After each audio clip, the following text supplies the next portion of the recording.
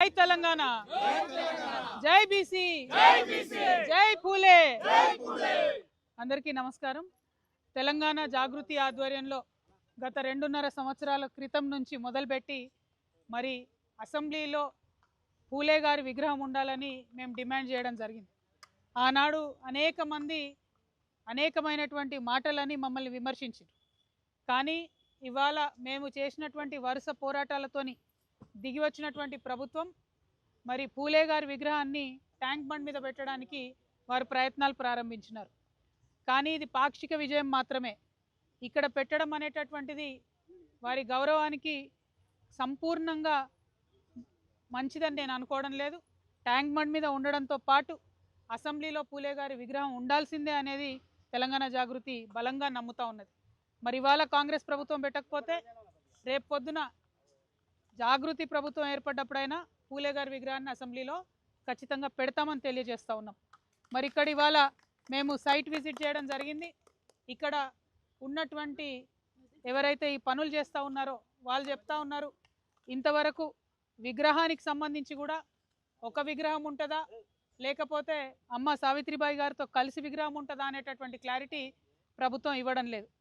అదేవిధంగా మేము కోరుతా ఉన్నాం, ఎప్పుడంటే అప్పుడు ప్రజలు వచ్చి వారికి నివాళులు అర్పించుకునే విధంగా, వారి నుండి స్ఫూర్తి పొందే విధంగా ఏర్పాట్లు ఉండాలి. అందరికీ ఎప్పుడు ఓపెన్గా ఉండాలి. ఈ విగ్రహం క్లోజ్ చేసి పెట్టొద్దు. అదేవిధంగా ఈ చుట్టుపక్కల ఉన్నటువంటి అనేక విగ్రహాలకు సరిసమానంగా ధీటుగా అంతే ఎత్తులో అంతే గంభీరంగా ఈ విగ్రహం ఉండాలని చెప్పి మేము ప్రభుత్వాన్ని డిమాండ్ చేస్తూ ఉన్నాం.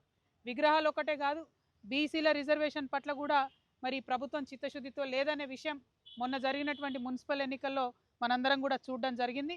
ఇప్పటికైనా రేవంత్ రెడ్డి గారు జెడ్పీటీసీ ఎంపీటీసీ ఎన్నికల్లో అయినా రిజర్వేషన్ వర్తింపజేయాలంటే ఇప్పటికైనా కనీసం మీరు అఖిలపక్షం ఢిల్లీకి తీసుకొని వెళ్ళాలి. ఇప్పటికైనా మీరు నరేంద్ర మోడీ గారి ప్రభుత్వాన్ని డిమాండ్ చేయాలి, మీ దగ్గర పెండింగ్లు ఉన్న బీసీ రిజర్వేషన్ బిల్లు పాస్ చేయాలని చెప్పి. ఒకటెనుకొకటి పరీక్షలు ఉన్నా సరే, ఎండలున్నా సరే, ఏమున్నా సరే ఎన్నికలు పెట్టుకుంటూ పోతాం మేమని చెప్పి కాంగ్రెస్ ప్రభుత్వం ఏదైతే తొందరపాటు వైఖరిని ప్రదర్శిస్తూ ఉందో, మరి ఈ తొందరపాటు అంతా కూడా బీసీలకు రిజర్వేషన్లు దక్కకుండా చేసేటటువంటి తొందరపాటే అని చెప్పి మేము బలంగా నమ్ముతా ఉన్నాం. ఇది కరెక్ట్ కాదు. మీరు మేనిఫెస్టోలో పెట్టారు, అసెంబ్లీలో బిల్లు పెట్టారు. దీన్ని సంపూర్ణంగా అయ్యేంత వరకు కూడా చేయాల్సినటువంటి గురుతరమైన బాధ్యత మీ మీద ఉంటుందని చెప్పి ఈ సందర్భంగా తెలియజేస్తూ, మరి రాబోయే బడ్జెట్ సెషన్లో బీసీలకు మీరు మేనిఫెస్టోలో పెట్టిన విధంగా 20,000 కోట్లను ఇవ్వాలని చెప్పి నేను డిమాండ్ చేస్తూ ఉన్నాను. పోయిన 2 సంవత్సరాలు కూడా మీరు 20,000 కోట్లు పెట్టలేదు. పెట్టిన దాంట్లో కనీసం 30% కూడా మీరు ఖర్చు పెట్టలేదు. కాబట్టి బీసీల పట్ల చిత్తశుద్ధి ప్రదర్శించాలంటే బడ్జెట్లో 20,000 కోట్లు పెట్టండి. ఏదైతే బిల్లు పెండింగ్ ఉందో బీజేపీ గవర్నమెంట్ దగ్గర దాన్ని సాధించడానికి ప్రయత్నం చేయండి. అసెంబ్లీలో పూలే బొమ్మను పెట్టడానికి కూడా ప్రయత్నం చేయాలని చెప్పి డిమాండ్ చేస్తూ, మరి చివరిగా తెలంగాణ తల్లి విగ్రహాలను పెట్టడానికి రాష్ట్రమంతా మీరు జీవోలు ఇచ్చిరు. మేము మళ్ళీ మా జాగృతి నుండి చెప్తా ఉన్నాం, తెలంగాణ తల్లి అనేటటువంటిది ఉద్యమ కాలంలో ఎట్లా ఉండేనో అటువంటి తల్లియే తెలంగాణ తల్లి. బతుకమ్మ లేని తల్లి తెలంగాణ తల్లి కాదు, అది కాంగ్రెస్ తల్లి మాత్రమే. మీరు ఎన్ని విగ్రహాలు పెట్టుకున్నా, మీ అధికార దర్పం ప్రదర్శించి ఎన్ని జీవోలు ఇచ్చినా ప్రజల హృదయాల్లో మాత్రం ఆ బొమ్మకు అమ్మ స్థానం లభించదని చెప్పి తెలియజేస్తూ, బీసీల పట్ల మీ చిత్తశుద్ధిని ప్రదర్శించుకోవాలని ముఖ్యమంత్రి గారిని డిమాండ్ చేస్తా ఉన్నాను. Thank you. జై తెలంగాణ, జై జాగృతి, జై పూలే.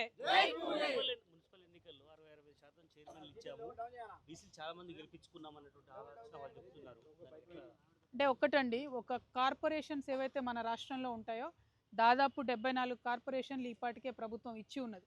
అందులో అగ్రకులానికి సంబంధించిన ఒకే ఒక కులానికి మరి ప్రభుత్వం కట్టబెట్టడం జరిగింది. నామినేటెడ్ పోస్టులు ఎందుకు ఇవ్వాలి, ఎవరికి ఇవ్వాలి? ఎవరైతే డైరెక్ట్ ఎలక్షన్లో గెలవలేరో అటువంటి బీసీ వర్గాల నుంచి, అటువంటి ఎస్సీ వర్గాల నుంచి, మహిళల నుంచి, మైనారిటీస్ నుంచి, ముస్లిమ్స్ నుంచి, క్రిస్టియన్స్ నుంచి తీసుకొని ఇవ్వాలి. కానీ అట్లా ఇవ్వకుండా ఎవరైతే అగ్రవర్ణాలు ఉంటారో, ఎవరైతే బలమైన వర్గాలు ఉంటారో వాళ్ళకే నామినేటెడ్ పోస్టులు ఇస్తాం, వాళ్ళకే ఎలక్టెడ్ పోస్టులు ఇస్తాం అని చెప్పడం కరెక్ట్ కాదు. ఇవాళ బీసీలలో జాగృతి లాంటి సంస్థలు, ఆర్ కృష్ణయ్య గారు లాంటి పెద్దలు చేసినటువంటి పోరాట ఫలితంగా బీసీలలో చైతన్యం వచ్చింది. కాబట్టే మొన్న ఎన్నికల్లో ఆ రిజల్ట్ వచ్చింది. ఏ సీట్లో బీసీలు నిలబడ్డ గెలిపించుకున్నారు కాబట్టి ఆ రిజల్ట్ వచ్చింది. అందులో ప్రభుత్వం చేసింది ఏమీ లేదు.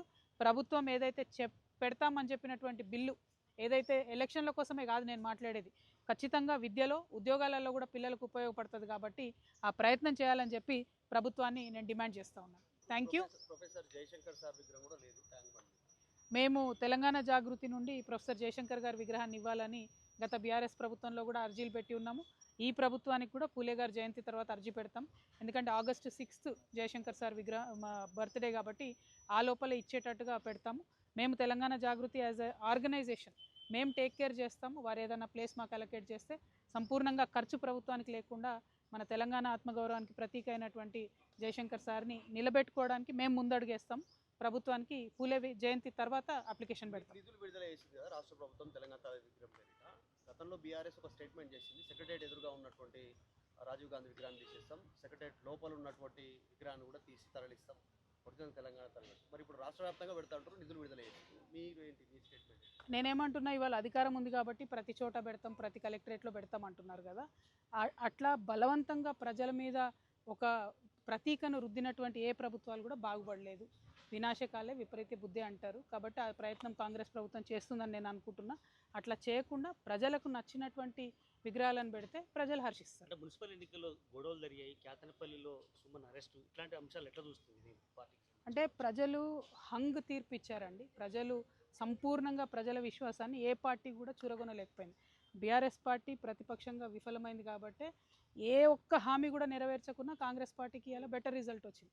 అదే బీఆర్ఎస్ పార్టీ అడుగడుగున నిలదీసి ఉంటే ప్రజలకు కొంచెం కాన్ఫిడెన్స్ వచ్చేది. అట్లా కాకుండా మిక్స్డ్ రిజల్ట్ రావడానికి బీజేపీ కానీ బీఆర్ఎస్ కానీ ప్రతిపక్షాలుగా విఫలమైనవి. కాంగ్రెస్ పార్టీ ఒక్క హామీ నెరవేర్చకపోయినా బెటర్ రిజల్ట్ వచ్చిందంటే డబ్బు అధికారము అన్నీ వాడుకున్నారు. ఎక్కడెక్కడైతే హంగ్ వచ్చిందో, ఇండిపెండెంట్స్ ఉన్నారో అక్కడ అన్ని చైర్మన్లు కాంగ్రెస్ కైవసం చేసుకున్నది. సో క్లియర్గా అర్థమవుతూ ఉంది. సో ప్రతిపక్షాలు ఎక్కడైతే విఫలమవుతాయో ఇట్లా ప్రజాస్వామ్యం అపహాస్యం అవుతుంది. కాబట్టి మేము ప్రతిపక్ష పాత్ర పోషిస్తున్నాం. మేము అన్ని విషయాల్లో గవర్నమెంట్ ఎండగడతా ఉన్నాం. బడ్జెట్ రాబోతా ఉంది కాబట్టి అన్ని విషయాల్లో కూడా ప్రభుత్వాన్ని అడుగుతాం. ఉండబోతుంది. Thank you. జై తెలంగాణ.